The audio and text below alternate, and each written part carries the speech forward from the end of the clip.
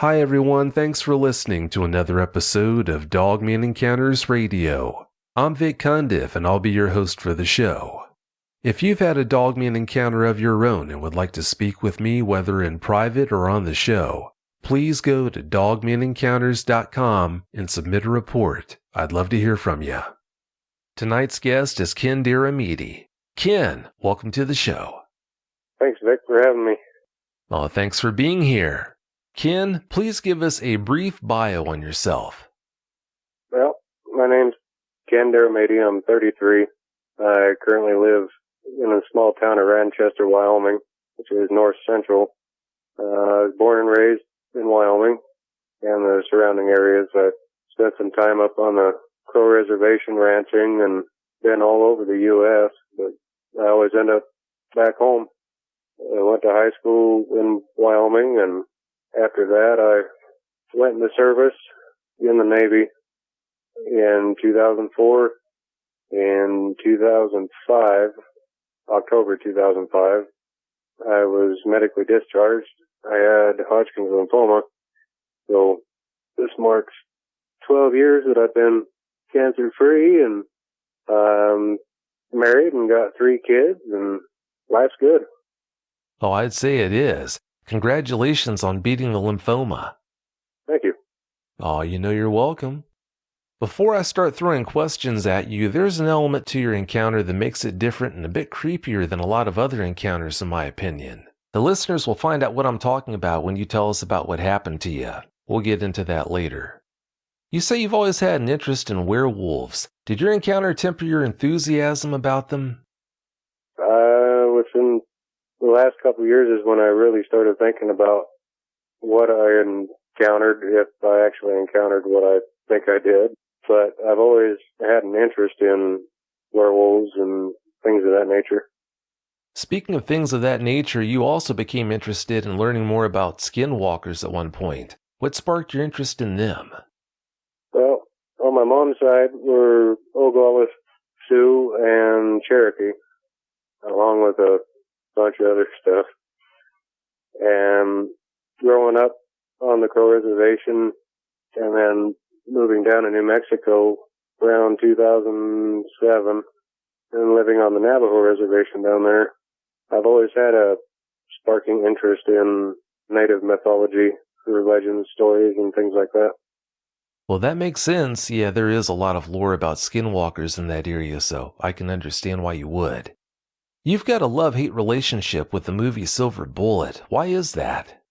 When I was 4 or 5, I lived with my mom and my oldest brother down in Laramie, Wyoming, and my brother had rented Stephen King's Silver Bullet, and we were watching it one night, and towards the end, where the werewolf comes through the wall, it just so happens that outside down the street, a car hit a power line, and the transformer blew, so everything went black, and I freaked. Oh, I don't blame you. Yeah, that was a creepy scene in that movie, but I can understand why you like that movie so much. That was a good one. What is it about Dogman you have the hardest time understanding? I think it has to do with their locations.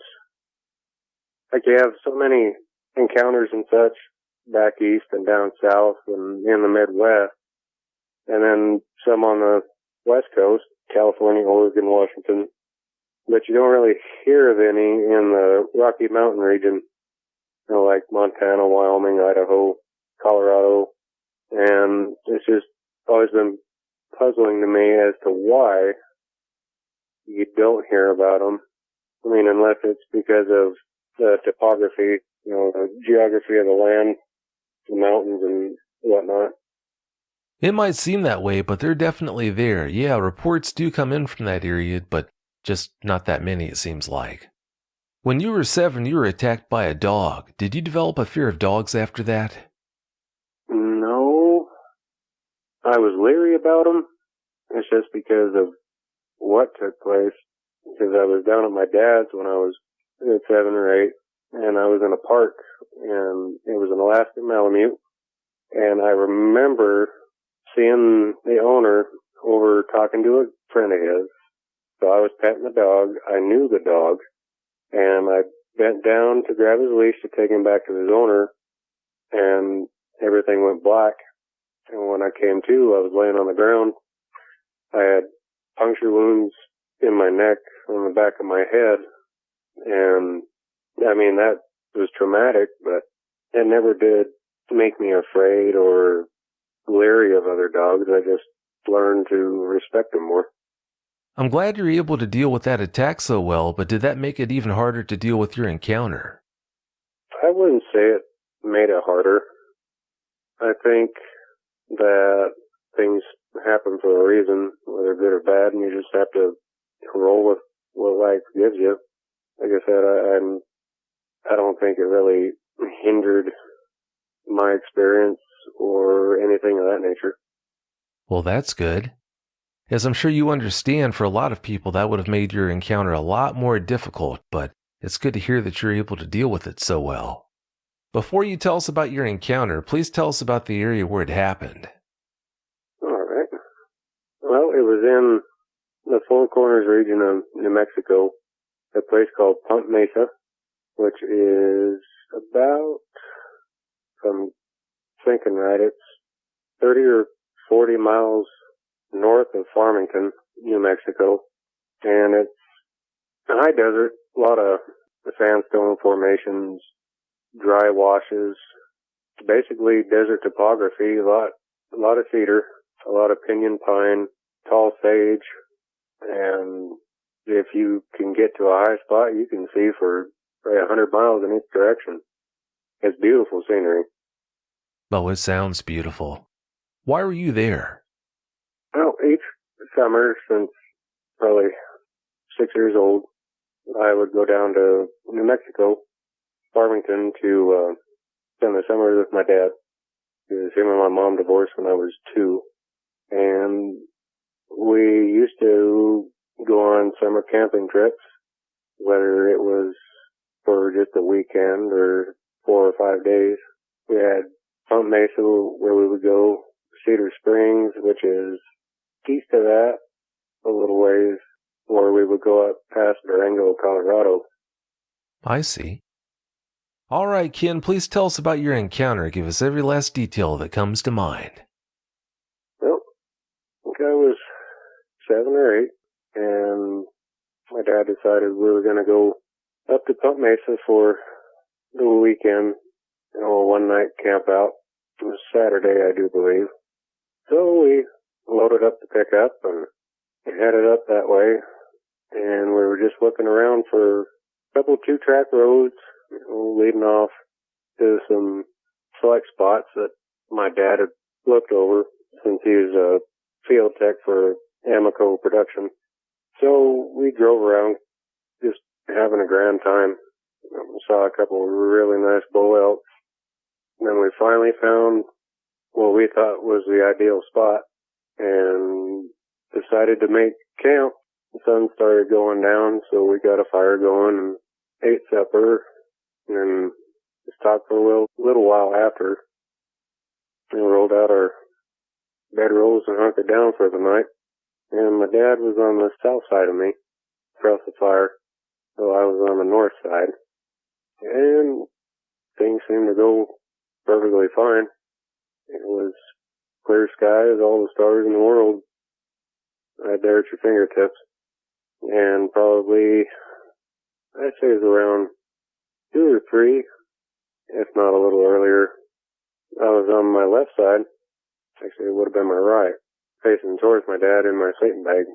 And I felt something heavy lay down alongside me and probably laid on about a third of my sleeping bag. And it shook me awake, kind of where you're there, you're awake, but you're not. And being a kid, I didn't want anything really bother me, so I took my left elbow and I kind of elbowed it, or tried to, and that's when this thing growled. And I froze. And it is just a growl you can't explain. It's something that comes from deep down, not like a domestic dog or anything of that nature, and I froze. And I honestly don't know what was going through my mind at the time, other than just whatever it is, just growled at me. So I laid there completely motionless, and it seemed like forever. I was just laying there, just thinking to myself, probably don't eat me.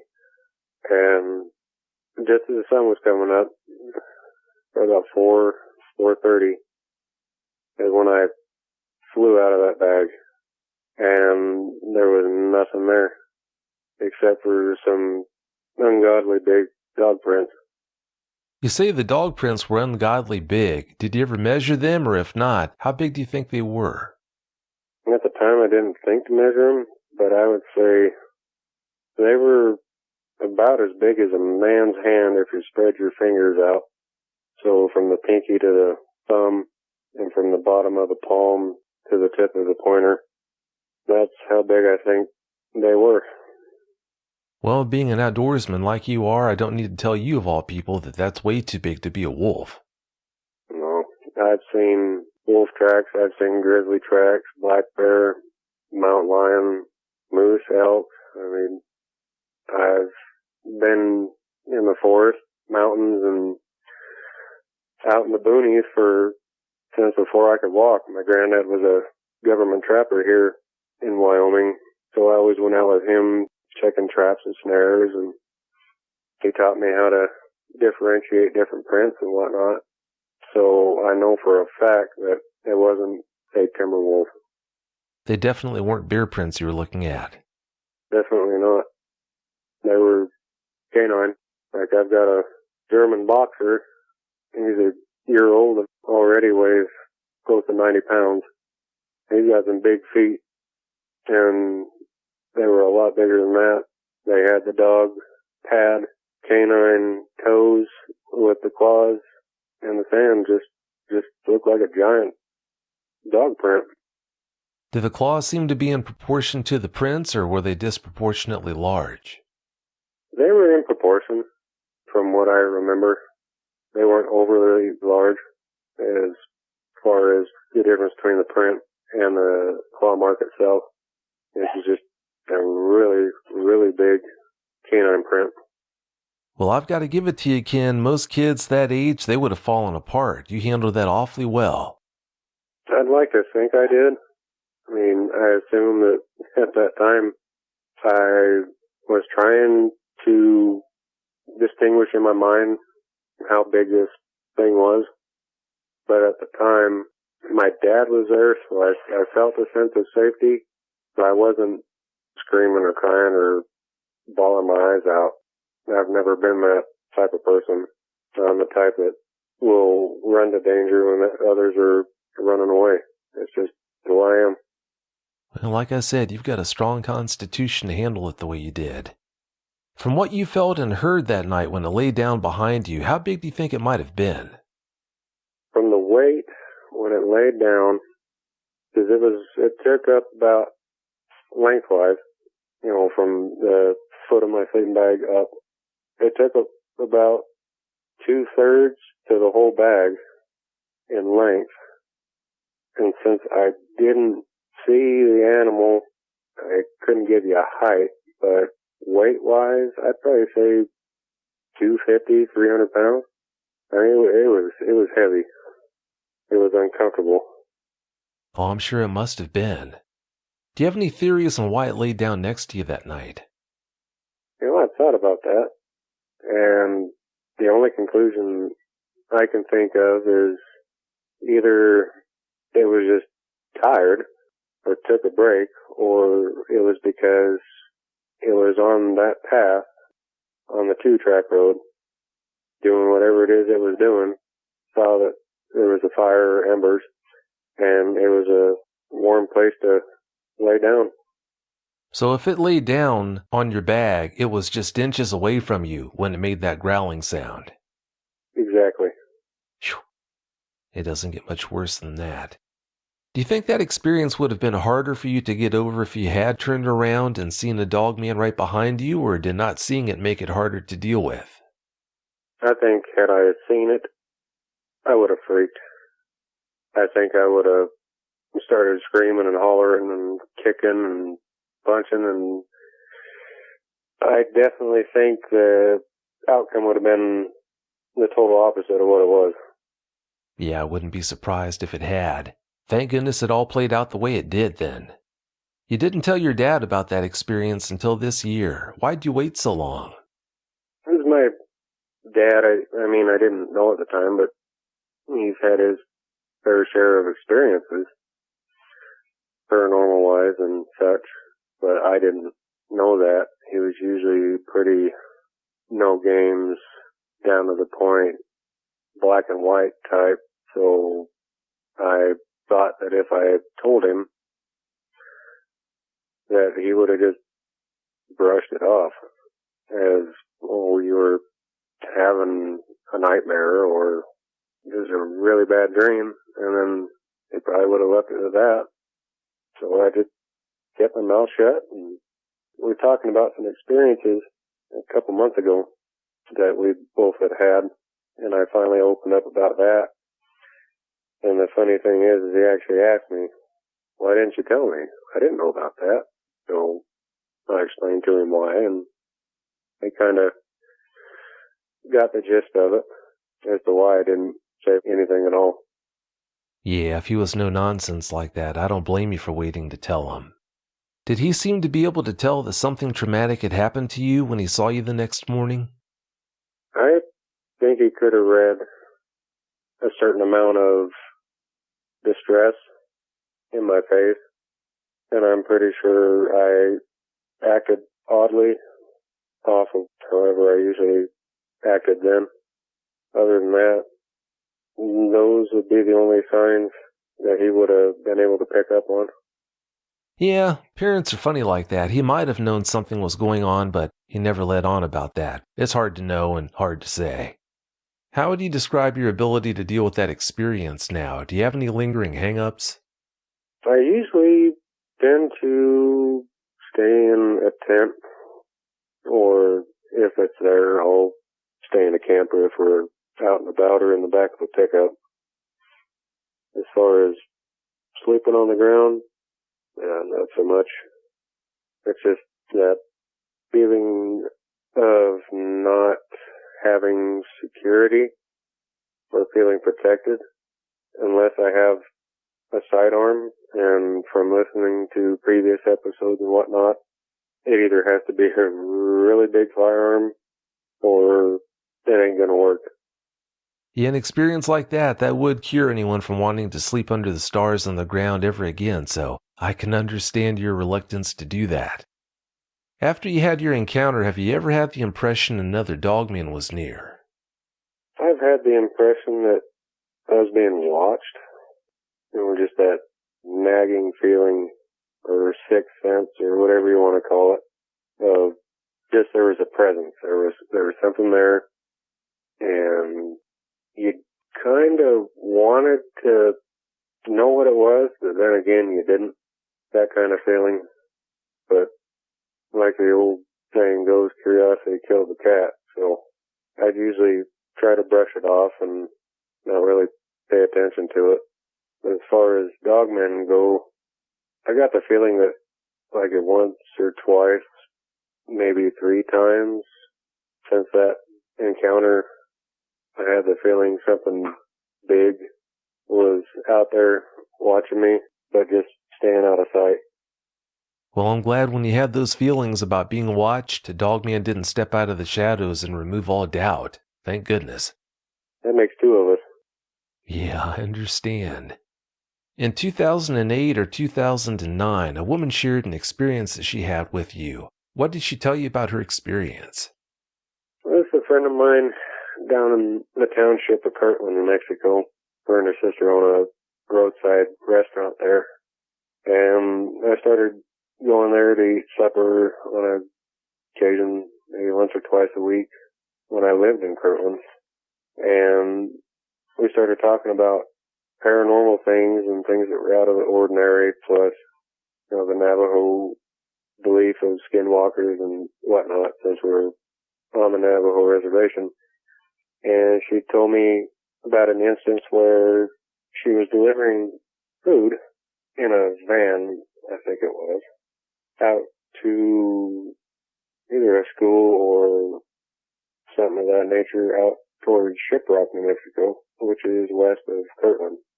But she was on the old highway, which is part of the Nappy Highway, and I always get the last part of what Nappy stands for messed up, but the first part is Navajo Agricultural Program, and it's just a bunch of farms and ranches out on this long stretch of highway that basically is government funded, that the Navajo people grow the crops, harvest the crops, and sell them. Well, she was on the very tail end of that. I think within 10 miles of the highway that used to be called Highway 666, Devil's Highway. And she was going about her business. I mean, nothing out of the ordinary. And she come around this corner. It was probably about between 3 and 5 in the morning, doing her normal stuff, and there's this huge black object, is what she said, that was laying in the middle of the road. And she hit her brakes and slowed down, and this thing, whatever it was, took notice and stood up and walked north off the side of the highway on 2 legs.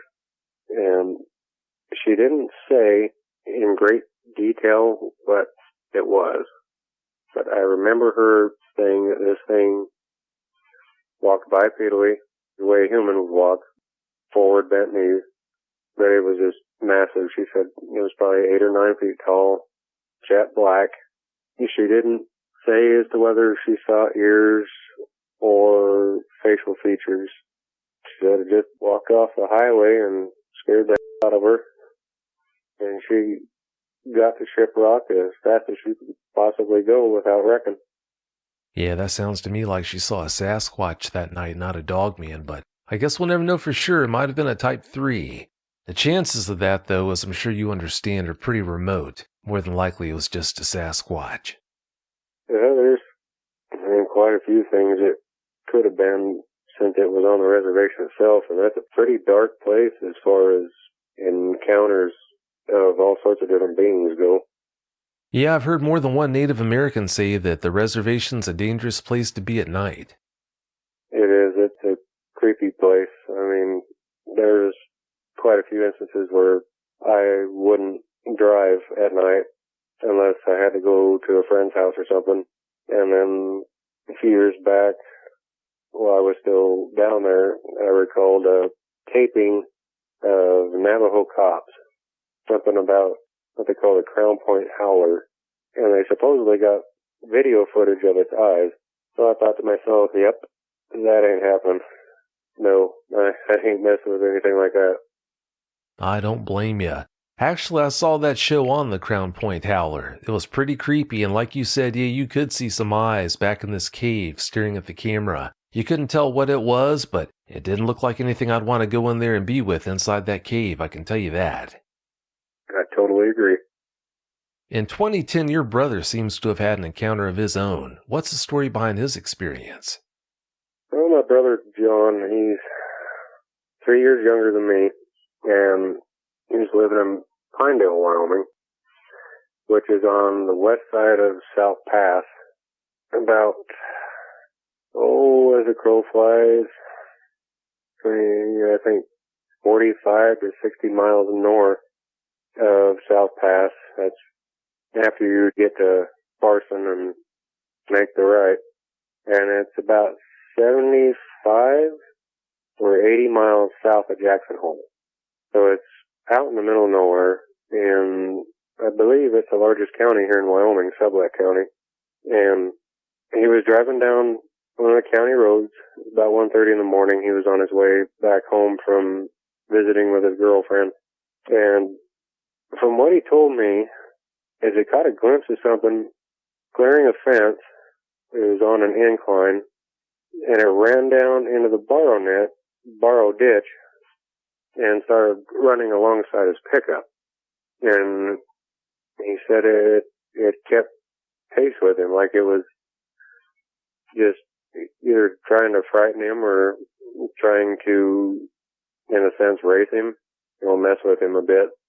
He said it was roughly 6 foot tall at the shoulders, and the only reason he said this is because he he drove a 71 or 72 Ford F-100 Highboy, and which if anybody knows Fords, that was a tall truck. The Highboy come from the factory lifted, and he said the Dogman's head filled the driver's side window, and he said it had yellow eyes, that golden glinting type of eye, and it was black with gray around the muzzle that went back towards the lower part of his eye.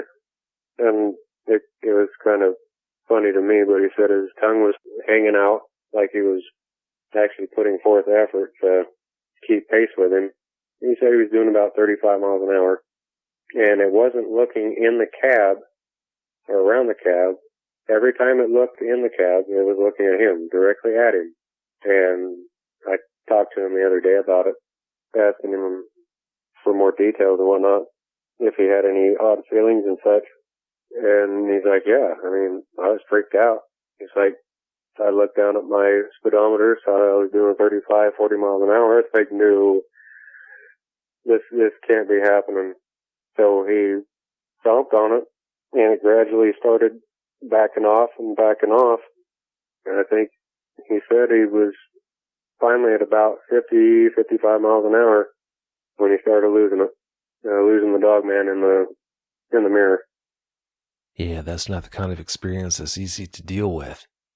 Did he find anything about that Dogman's appearance unnerving other than the fact that it was running upright beside his truck?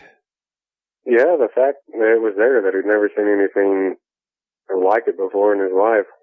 And this was before he started researching things like that, paranormal or Sasquatch, Dogman, Wahila, anything of that nature. It was long before he started looking into that stuff. So he said he was pretty freaked out over it.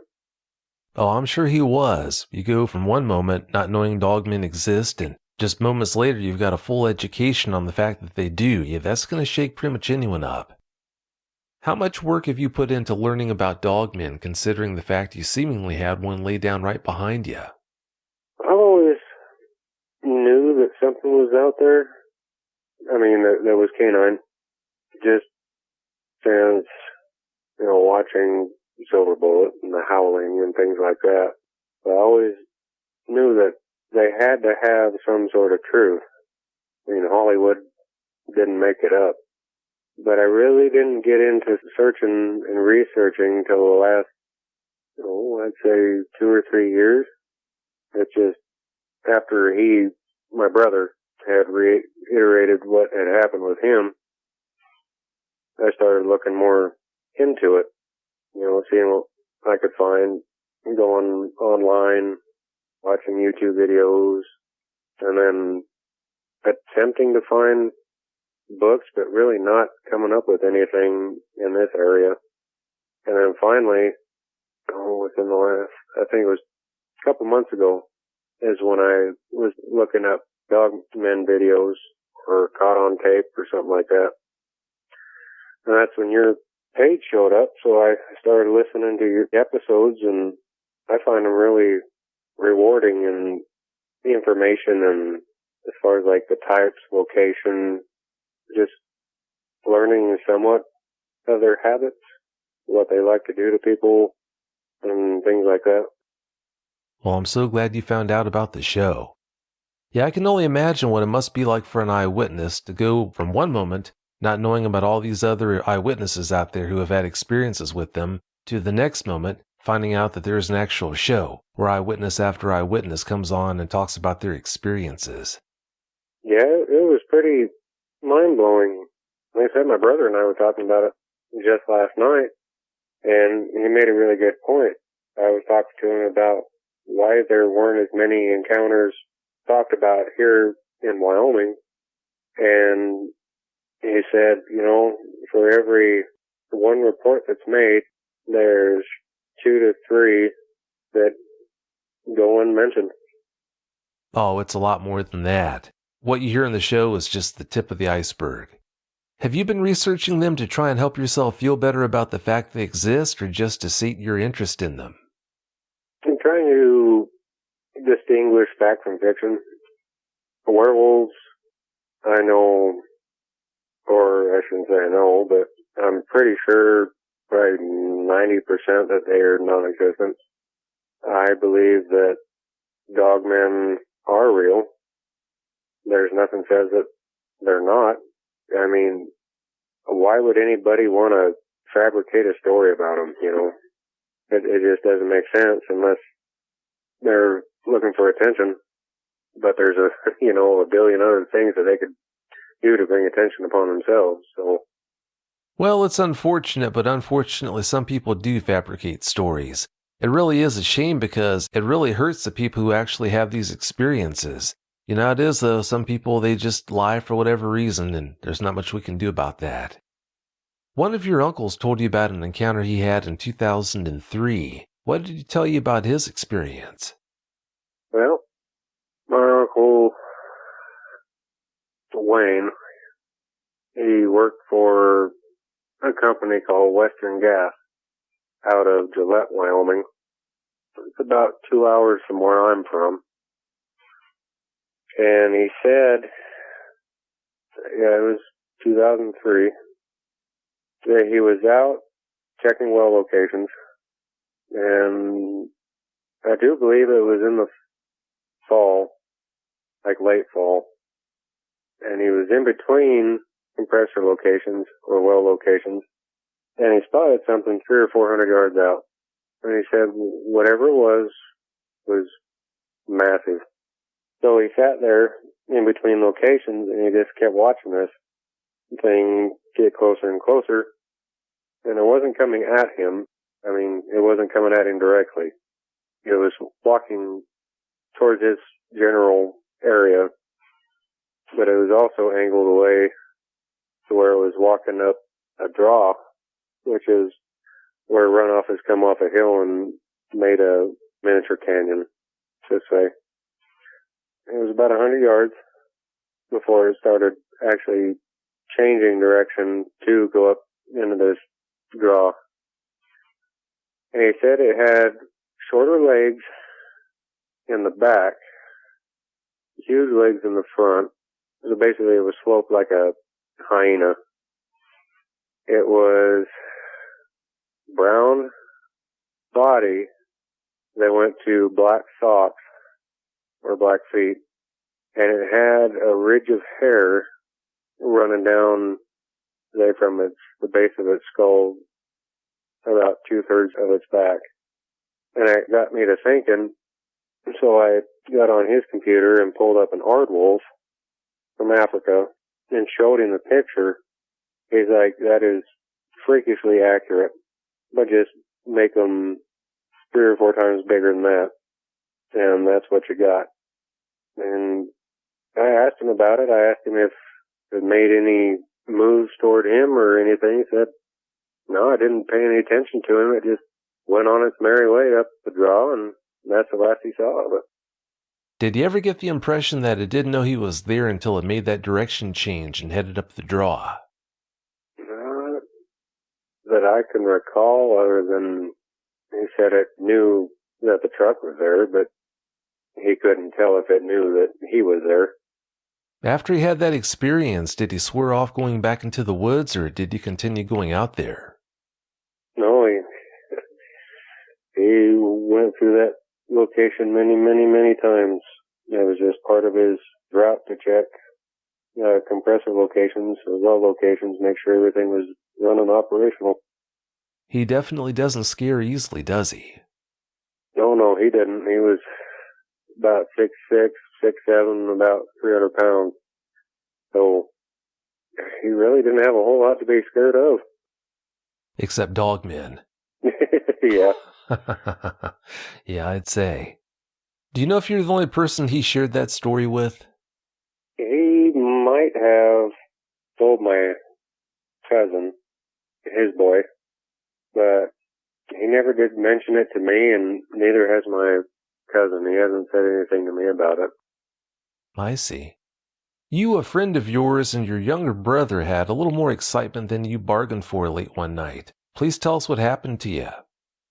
It was my younger brother Jacob and I and our friend Nate, and we were doing what we called night ops, which is we'd go out investigating, the mountains around us, certain locations, lakes, down towards bridges, all sorts of stuff. We went up to a location called Irish Canyon, or up above Irish Canyon, I should say, into this part of the Bridger Teton National Forest, and we were just seeing what we could see. I mean, scanning tree lines down toward the lake shore and whatnot, seeing if we could catch anything out of the ordinary. And we went into this one clearing, and it was kind of in a crescent shape. It was probably July, August, so everything was really green. I mean, beautiful. Stars were out. You could see everything. I'd say it was probably about 1 or 2 in the morning. And we got out of the pickup and proceeded to walk around, see if we could hear any noises, anything that didn't fit. And I had a pretty decent high beam flashlight, and I was scanning the south side of this timberline, which was part of this crescent opening, and I caught eye shine. It was about 7 feet off the ground, 7, 8 feet, and I couldn't really think of what it could be. So I told my brother Jacob and our friend, hey, take a look at this. So I took my light off of where I saw it, and I popped it back up, and it was still there watching us. And I asked him, I said, what do you think it could be?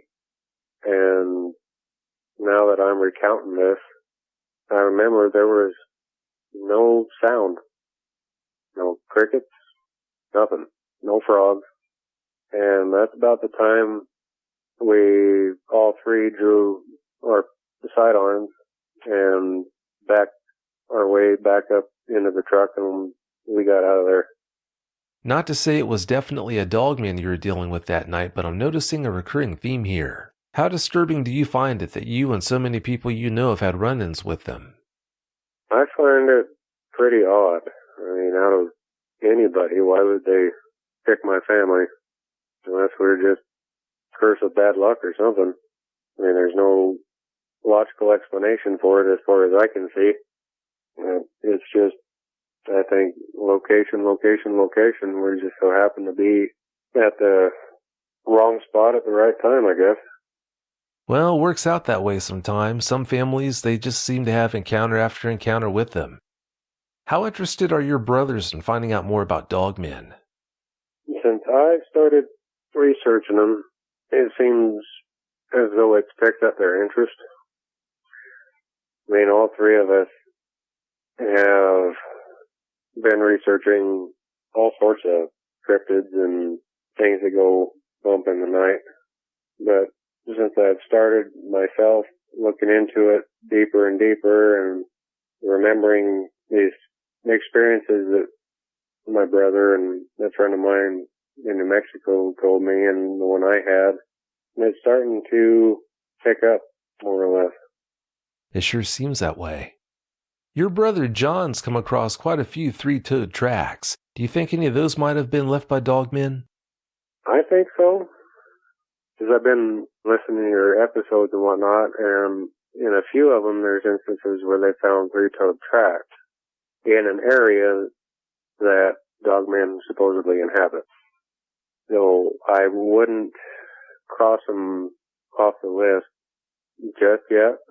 I've seen some of these tracks, and they're canine in appearance, but they've only got 3 toes.